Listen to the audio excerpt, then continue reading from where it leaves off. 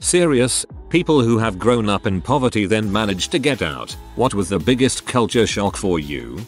I think the biggest shock for me is when I realized that if I ran out of milk or bread, I could just go get more. I don't have to wait a month to be able to afford it. Also, going on vacations out of state. We never could afford it growing up. I work with a kid who seriously thinks nothing of just taking a week-long vacation to Britain. We're in the US. He's so shocked that I've never been out of the country. I can't afford a friggin' passport, let alone to leave the country and go on vacation.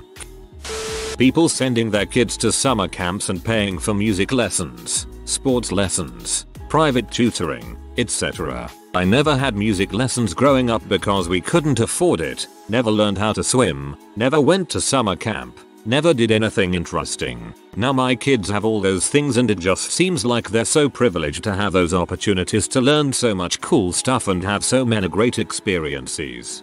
I remember getting so upset when I was probably 12 because all of my friends were so excited to go to their summer camps and I knew that I wouldn't ever be able to go. I went to Girl Scout camp once on scholarship money I made from selling cookies though.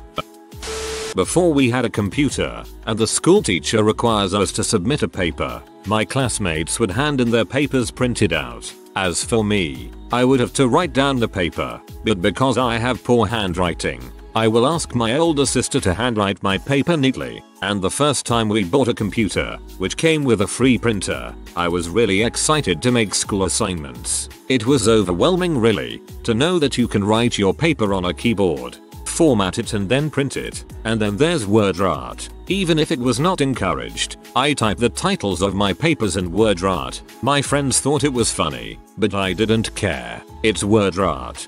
How lovely of your older sister to help you. Actually buying things, if that sounds weird. I'm so used to saving and not having that I forget that I can afford a new pair of glasses if I break my old ones. After being in a position or poverty, you learn to deal with stuff that most people would view as inconvenient. I've been teased on a few occasions because I'll go without stuff even though I can get things for myself now that I'm an adult. Spending guilt and the feeling that economic doom is pending above your head if you make the smallest of purchases. I know that feeling and it's pretty difficult to get out of the cycle. The way people talk. Just hearing people talk about things like drinking green tea and how they bought new kitchen countertops this weekend and casually dropping crap like that time I was in Thailand. Seems silly, but at first it was weird hearing people talk like the people on TV. I also realized I have an absolutely filthy mouth. I didn't realize the way I talked was so bad, but I am by far the most inappropriate person in my workplace. Not even when I got out, but while in school, it blew my mind that other kids actually got clothes more than twice a year. I only got for my birthday sometimes, and before school started in September. I'm right with you. I never asked for anything because I knew on some level that we couldn't afford it. I remember being shocked that my father said I should get a new dress for my first homecoming dance when I had just gotten school clothes. My family was quite poor when I was a young child. We were never homeless, but we did sometimes skip a meal or two or maybe live without electricity or running water for a while. I got used to that lifestyle and I took care of the things I had and I learned to repair things that were broken. I joined the military after high school and I couldn't believe all of the people my age who would waste food or throw things away that weren't even broken. I also found it quite amusing when the barracks had no hot water, heat, etc. Many people lost their minds. Going from every dollar being important to fairly cost insensitive is a big change. It's great not to sweat meals out or worry about bills, and being able to save fairly large sums for investment or major purchases. It's nice to be able to buy the nicer things that will last instead of the shittiest version of everything and needing to replace lots of crap, and always wishing I could upgrade. It's nice having a frame for my bed, an apartment of my own, and not having to go to a laundromat. It's fantastic that I can help my family and give them gifts or money or pay for stuff when we hang out. It's just nice. People who tell you money isn't that important have either always had it or never had it. It's pretty freaking important. How freaking delicious vegetables are. We never had fresh produce growing up, maybe canned, if it was donated to the church, but even that was rare. Hearing people complain about how they don't like vegetables blows my mind. When you're so used to eating everything preservative laden or on the verge of going bad, fresh food tastes amazing. Yes, it was like a light bulb went off in my head when I realized, for the first time in my life, that I could buy fruits and vegetables to eat for dinner if I wanted. My childhood dinners were cheap meat and potatoes or pancakes. Having a freaking car, man. Seriously, you have no idea how good it feels to just be able to go wherever you want whenever you want and not bum rides off of friends, family and public transport. Most children fantasize about this and receive the same culture shock when they're teens. But imagine not having a car for half of your adult life and still having a job and having to go to college. It's freaking nice having a car that I paid for with my hard-earned money. I didn't have a car until I was 27, so I know how you feel. Public transportation is terrible in my area, so I used to wake up at 5 AM every morning just to make it to my job at 8:30 AM and then I wouldn't get home until after 7 PM. Always having food in the house. I'm blown away that at any point I can make myself something with fresh ingredients. I still eat lettuce that's almost on its way out and dairy that passed expiry dates though. Frick, I'm well off and I still eat stuff past the expiration date. Grew up in a relatively poor town. Then I ended up going to a private college on a scholarship and people actually have nice parents who they want to spend time with. Clothes. The fact that people actually spend hundreds of dollars on clothes. For one shirt, they are willing to shell out $80, which is the monetary equivalent of 8 meals at McDonald's or 2 weeks worth of groceries. Side note, when I was younger, we'd go to thrift shops to buy clothes. Once 2008 to 2009 came around, it was suddenly cool to buy clothes at thrift shops. I'm guessing it still is. It kind of upset me once I realized it was finally cool to buy hand-me-downs because back then, I'd lie to other kids my age when they'd ask what store I got my clothes from because I was so ashamed that they were from the Goodwill. I've never had the luxury of buying a shirt for $80 and I'll never spend that money on a shirt even if I had all the money in the world. It's such an extravagance. I grew up middle class and I can't even justify spending $80 on a shirt. I feel guilty when I buy a single $16 dress at Target. That other kids ate regularly, needed to bathe, and come home each night. The other families in my neighborhood were all in the same boat, moving all the time, new neighbors continuously, rent late, no power, etc. I lucked out. My dad saved up for a private investigator, got custody of his 3 kids 7, 9, 11, and suddenly we had to go to school, wear real clothes, i.e. not just a dirty shirt, no shoes. We had dinner together. It was a change I'll never forget. A sad story I learned through chance. Almost 10 years after the worst of it, I met a stranger who would bathe me, feed me, and dress me in her son's clothes. I'm female. When I was 6. Awkward. I opened the door. She's my boyfriend's friend's mom. No recollection or fur on my part and she starts bawling. Running to fire, is that you? I would dress you, send you out into the world again, feed you. I always hoped you'd make it. Other kids' parents would make lunches for me and my siblings. They were better than the free lunches at school and I didn't have to line up in front of the whole school to get those awesome homemade lunches. The fact how fast and how blind you become to the plight of those who are still poor. It's like that world becomes somehow invisible to you. I'm not rich, but I managed to get by and I own some real estate, etc. Going to the dentist is a no-brainer to me. I just make the appointment and pay the bill without giving it any thought. Recently, having had a chat with a single mom on almost minimum wage, she has education and works for the government, not McDonald's, which makes it even more sad somehow, who was scraping together money, cent by cent, to get a tooth pulled out. No money to repair it and it had gone beyond repair. I realized it. I'm blind. Doesn't matter, I had days in my youth where I had no food. I'm still blind. That makes me completely paranoid about politicians. I don't really think they are aware of the things they are blind to, and the fact that some politicians wave their meager and poor background around like some sort of vaccine against that sort of blindness no longer has any value to me. I know this feeling. The day after you get a home, all the homeless people start disappearing. They're still there. You just can't see them. I am in my 40s, so this dates me a little. My mother always switched price tags when we shopped. This was before barcode scanning. I thought it was normal and did it myself until I found out it was illegal while in my early teens. Also, a huge culture shock was how wasteful the world can be. We used everything until it was absolutely useless. And throwing food away was a sin. I still eat every bite of food on my plate. If I serve myself, I will only put on my plate what I can finish. If I eat at a restaurant, I will eat everything or take home leftovers. I can't waste food. I realized rich people do drugs for fun, while my mates from deprived background does drugs to run away from sorrow's reality. Drugs are escapism for the poor, and entertainment for the rich.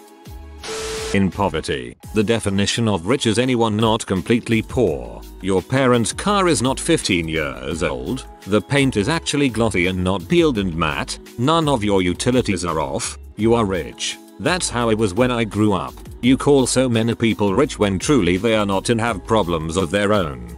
When I was growing up, I thought the people with rusted old cars were well off because they had a car.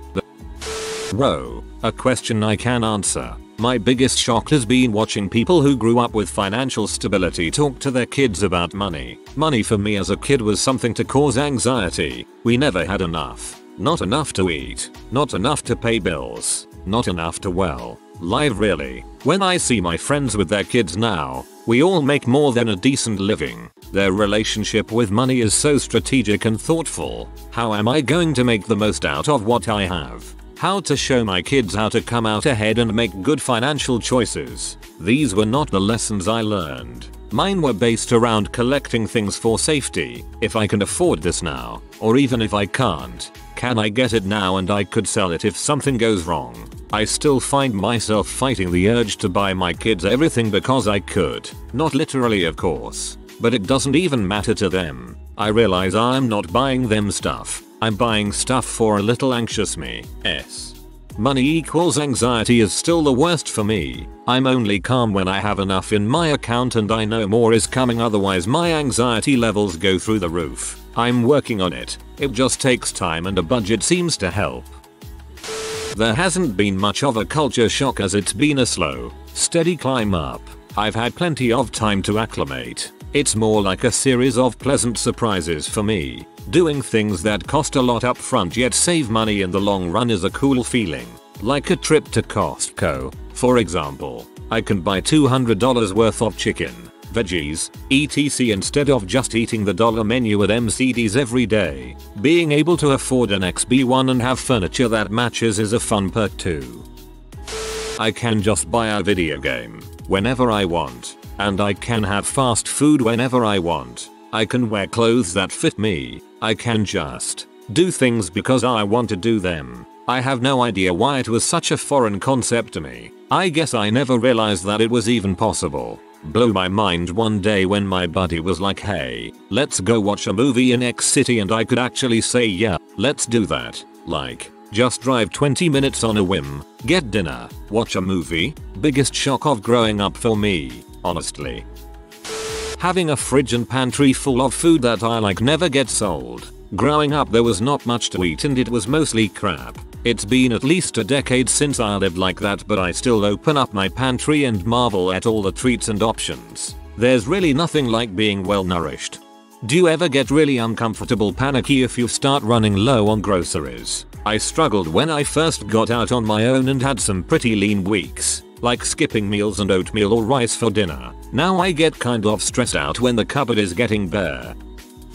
Let's just say whoever said money can't buy happiness never had to make toast on a coat hanger over a fire made from borrowed bread served plain. Yeah, I don't understand when people romanticize being poor. Being poor freaking sucks.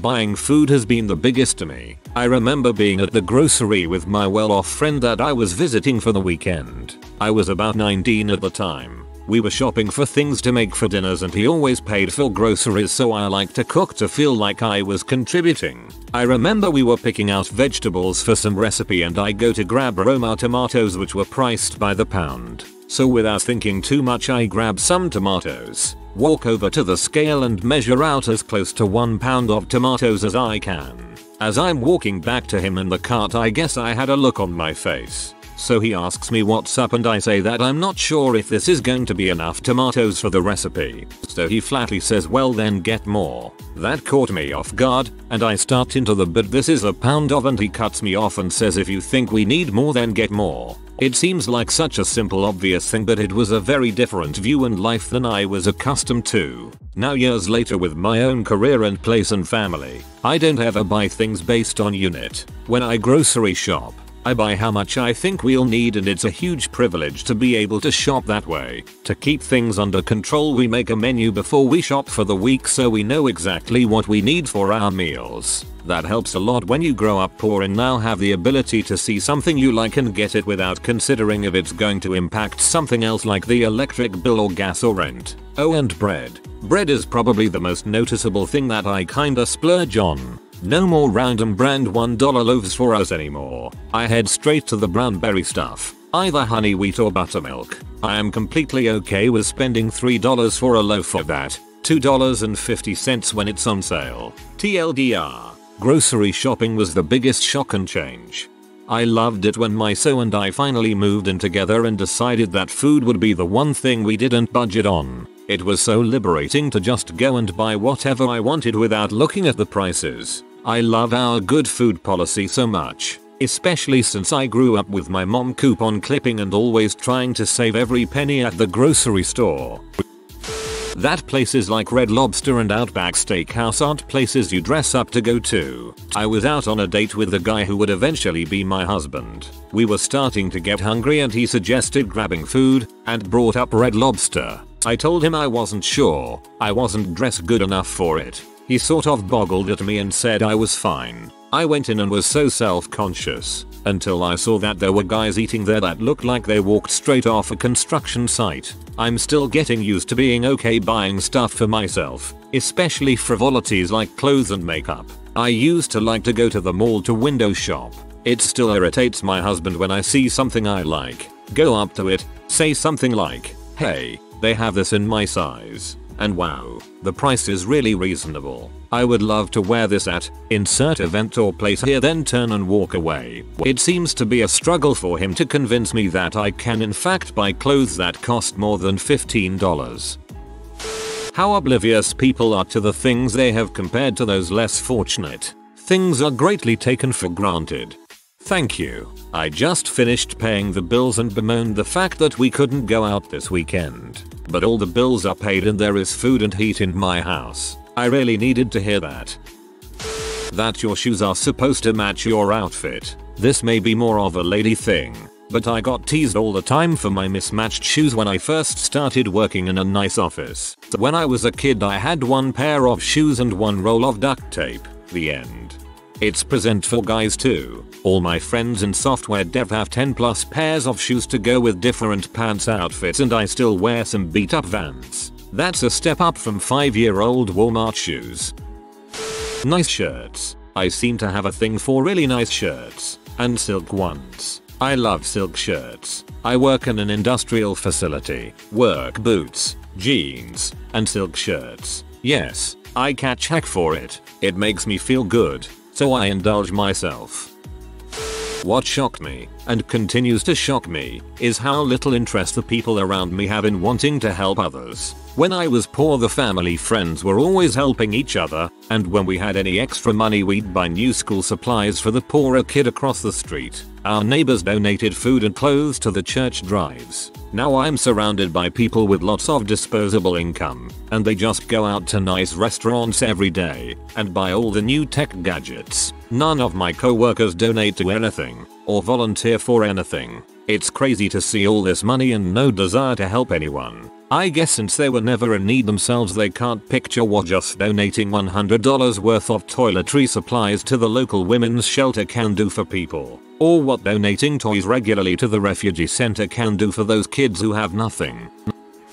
So, I'm not never work again wealthy, but I do well. I'm one of 7 kids and we were pretty poor. Not fear for your life poor, but poor with a certain social safety net. American poor. I since got a good degree without debt, have a stable job, married a financially stable dude, and am in no debt to the world. That's pretty rich. Anyway, the biggest thing for me is social legitimacy. When you have a little bit of money, you can do things that you couldn't before. Knowing that you have a safety net makes you more ballsy and confident and less at people's mercy. Things like buying a new top for an interview are huge. The other thing you can do when you're well off is plan ahead, save, make better financial decisions. Between those two things, I truly understand now the privileges that I have. Yep, what's the saying? It's expensive to be poor. Buying a new good quality piece of clothing. Just the ease at which people can buy something nice and pay a little extra money for it. I grew up as poor as you can be in the US. Stints of homelessness, shoplifting food for dinner, new clothes to me wear whatever was half off at the thrift store, before it was trendy. When I got a little more money, then it was the sale rack at Walmart for real new clothes. When I had more money I was moving to a colder climate. Upon the very good advice of a friend I went to the mall to find a nice warm professional wool coat, and not Walmart. I went into Nordstrom and found a lovely pea coat on sale. Paid the extra $15 to have it tailored. I believe the total price on that coat 15 years ago was $150 US. After I paid for it I went into the restroom and vomited. And I sat in the stall for about 20 minutes shaking and calming myself down. It was literally the nicest thing I had ever owned. I had that dang thing until about 2 years ago when I lost weight and it got too big on me. Then I donated it. It looked and fit nearly as good as the day I bought it. I make way more money now, and I still shop at thrift stores. But I don't throw up anymore when I invest in a good pair of shoes, or a bra, or a piece of furniture. Buying something that won't break in 6 months is so luxurious. LOL. Being forced to buy cheap, easily breakable things is another component of the poor tax. It's amazing how much extra money you have to spend when you are poor because of having to replace so much so often. Growing up I was not part of the richest family, but we had a house, electricity, running water. We could have been worse off as some people are, but we were below the poverty line. We ate a lot of dried beans, rice, and cornbread since they were all cheap to make. As I got older my single mom got different jobs and eventually ended up making good money in real estate. To this day I'm not a fan of red beans and rice. Living in the southern states everyone loves their red beans and rice, but I still don't like eating beans and rice. When I was in high school I dated a girl whose family was fricked up. Mum was a drunk artist who refused to get a job and work. Dad was a con-man used car salesman. Imagine the stereotypical greasy cartoon used car guy, and it was him.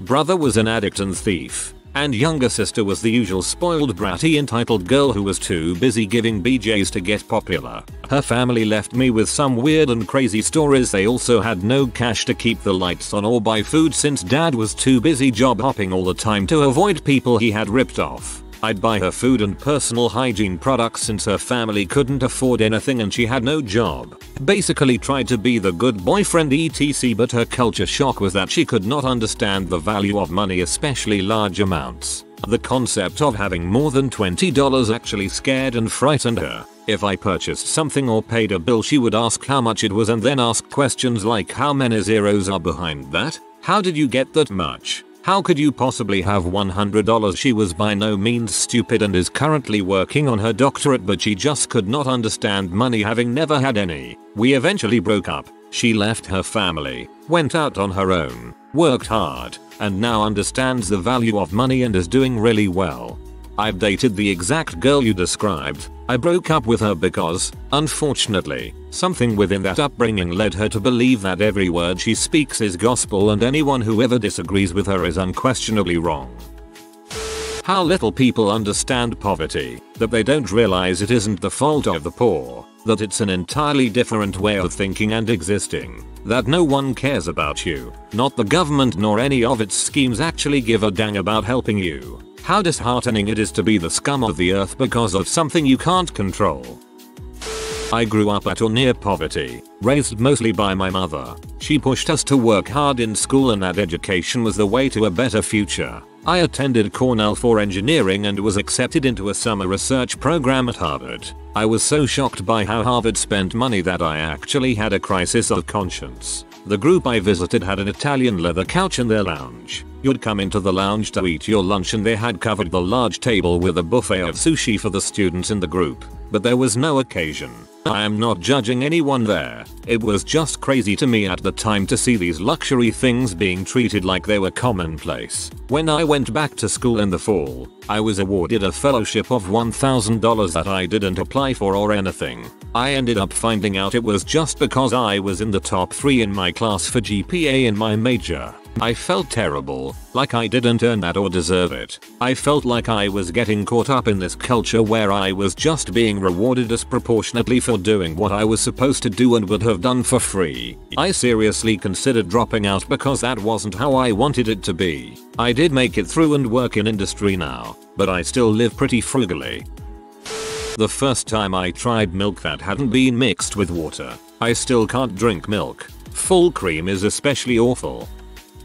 As the first person in my extended family to get a university degree, it took me a long time to realize how important networking was. I had only learned about it in cynical terms, like the old boys club and it's not what you know, it's who you know. I didn't want to be part of a corrupt elite, and I assumed I wouldn't be accepted anyway, even though I did have upper middle class friends in high school. So I never joined a fraternity or any other club.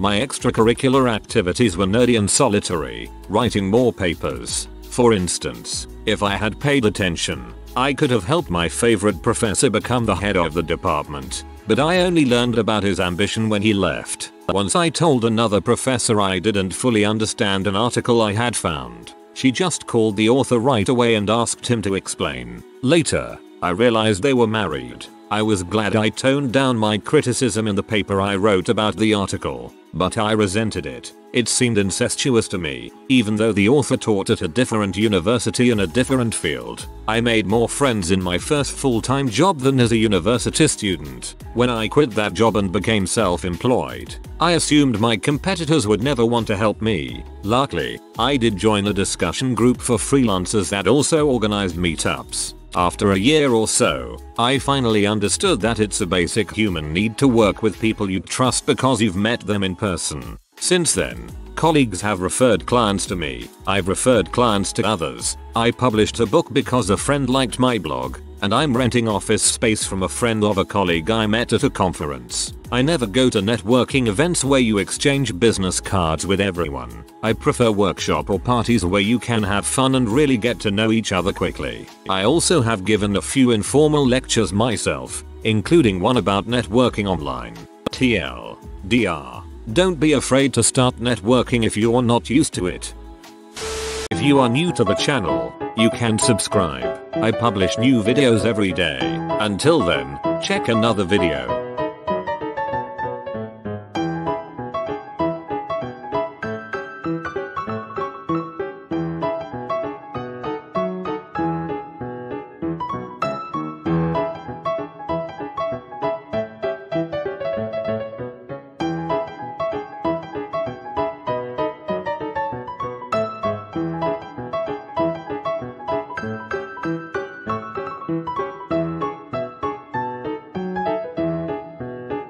Bye for now.